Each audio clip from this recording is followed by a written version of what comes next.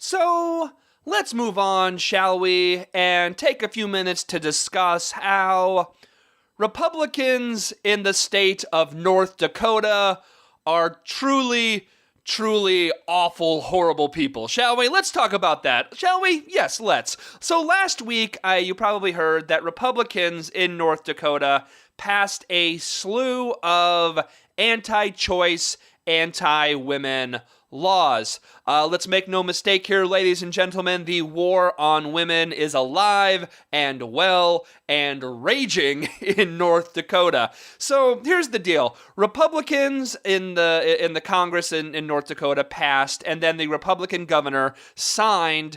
First, they signed a fetal heartbeat bill, which would ban all abortions after about 6 weeks of pregnancy. The problem with that, well, there's a lot of problems with that, but the truth is it often takes more than 6 weeks for a woman to even find out if she's pregnant at all. Many people believe that will actually be struck down in court even before it goes into effect in August, but it's still a big deal that it got passed. It's still a big deal that it got passed and signed in North Dakota. But the second bill that was passed is actually the much more nefarious one. The second bill is called SB 2305, which is a targeted regulation of abortion providers bill, or a trap bill, not a TARP bill. It's a trap bill, which is more commonly called. And frankly, these trap bills are popping up all over the country. There is currently, so here's the deal in North Dakota.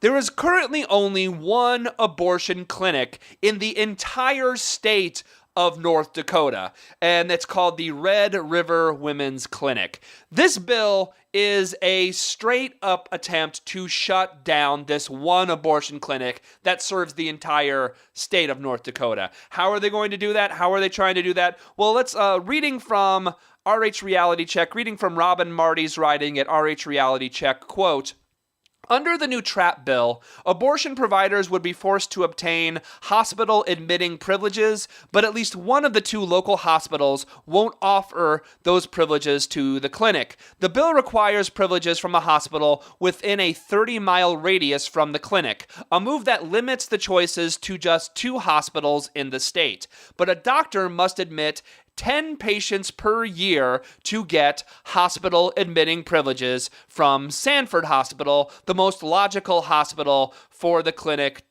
transfer since it's just 5 blocks away.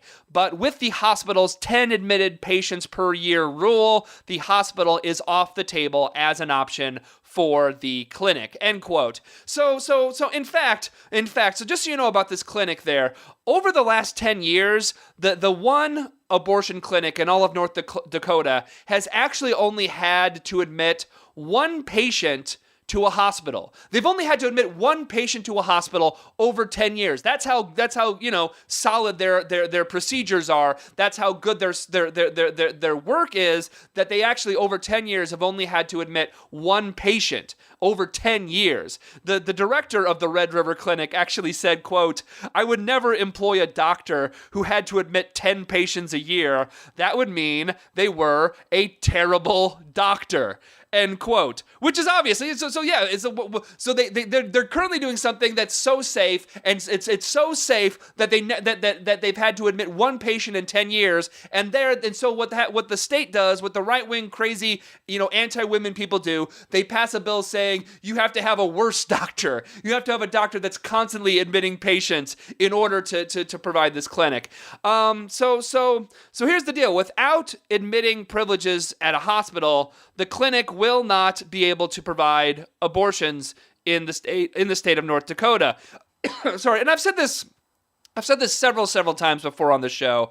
The right wing gets something that the left, for the most part, doesn't. The right wing understands that the fight that's happening, most of it is actually on the state level. Be it the war on women, be it the war on voting, be it the war on unions, be it the war on immigrants. The fight is really, so much of the fight is on the state level, and progressives truly need to wake the hell up when it comes to that.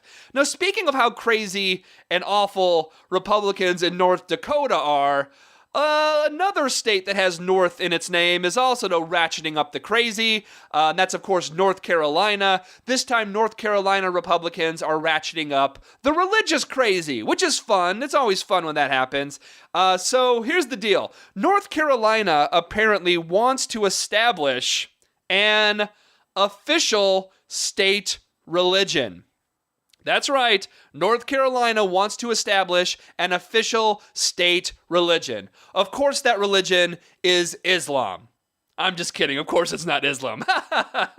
No. It's Christianity. It's Christianity. And so, I'm not sure what exact sect of Christianity North Carolina wants to establish. I don't know if it's Catholic or Baptist or Southern Baptist or Mormon or Unitarian. I don't know. Anyway, though, crazy religious zealots in North Carolina want to put the Christ back in Carolina, is what it really means. They got to put the Christ back in the Carolina. So this bill that they have proposed has two sections, and I'm going to read them to you. It's only a couple sentences here. The two sections of this proposed bill in North Carolina read, Section 1 reads, quote, "The North Carolina General Assembly asserts that the Constitution of the United States of America does not prohibit states or their subsidiaries from making laws respecting an establishment of religion.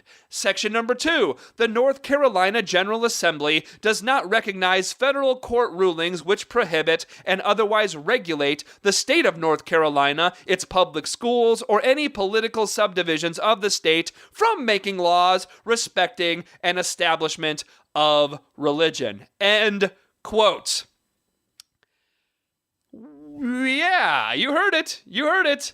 So they say, okay, well, just for starters, I'm sure you know this, the First Amendment of the Constitution of the United States of America does in fact read, quote, "Congress shall make no law respecting an establishment of religion," end quote.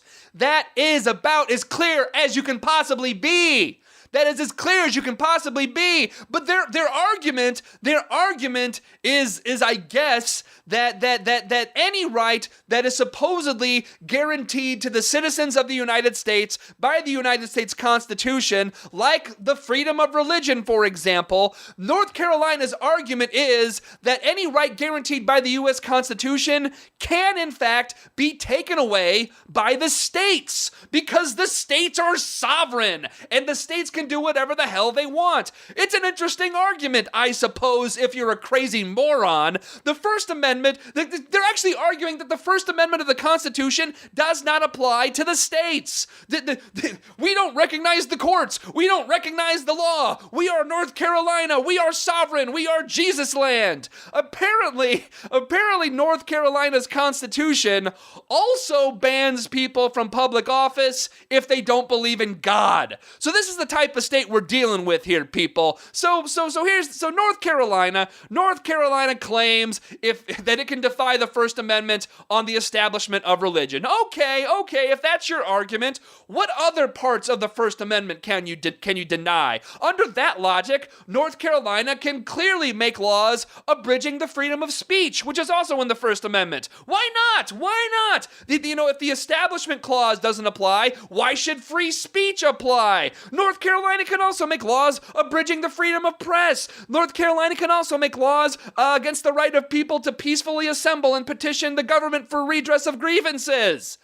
A lot of states do that one already, let's be clear. We all know that already a lot of states arrest people for trying to redress their grievances and peacefully assemble. Look no further than the Occupy movement and Occupy protests for examples of how many states actually respect that one. But man, this is crazy. The fact that they're making this argument, they're trying to pass a bill to make this argument is nuts. And this is, we got to look big picture here, folks.